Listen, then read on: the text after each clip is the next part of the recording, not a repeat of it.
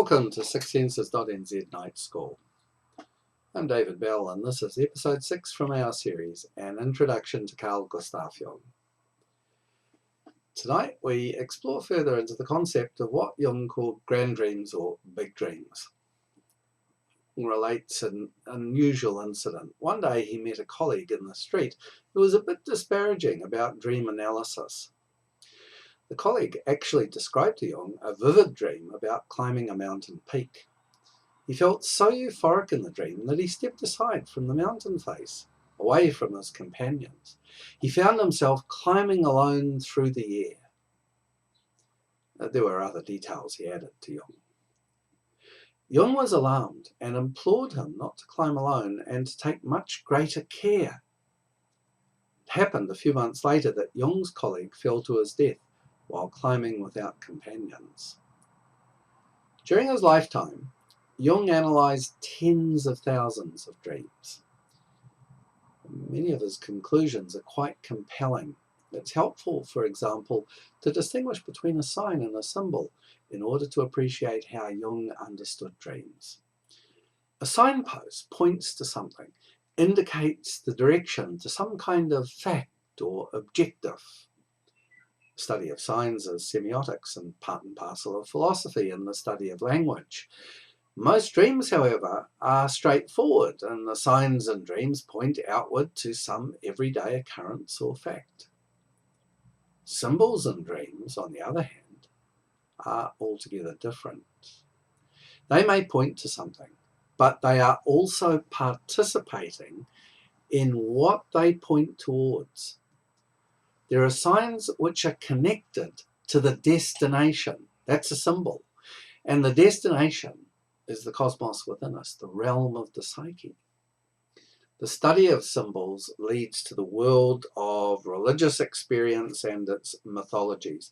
Jung called these the big dreams or grand dreams, often associated with childhood. Yet it's a fact that big dreams are often obscure, not straightforward. For Jung, this was very important. Freud used the concept of free word association to get to the meaning of a dream. But Jung advised the opposite. Stick to the image.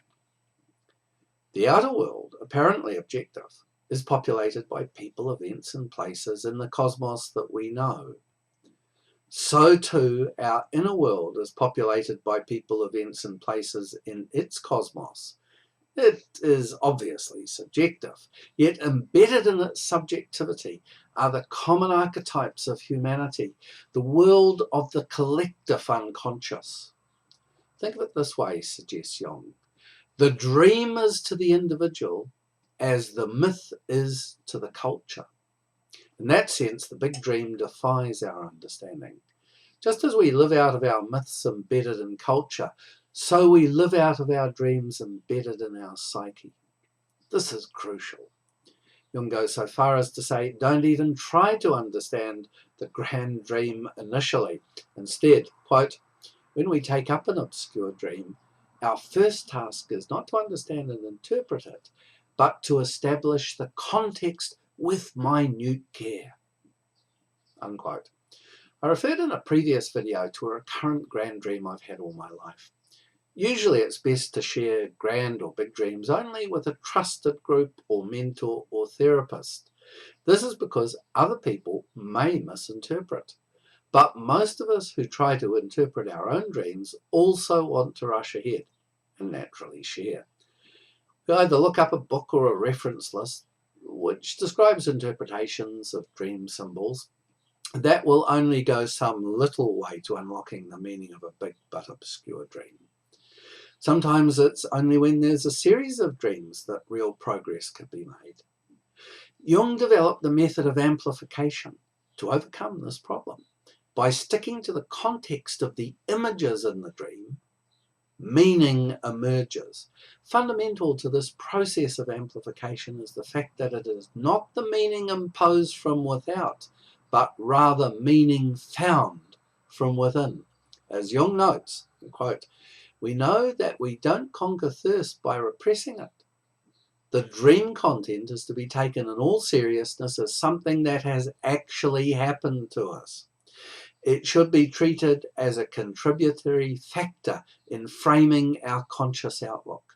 It should be clear now why I've made it a practical rule always to ask, before trying to interpret a dream, what conscious attitude does it compensate?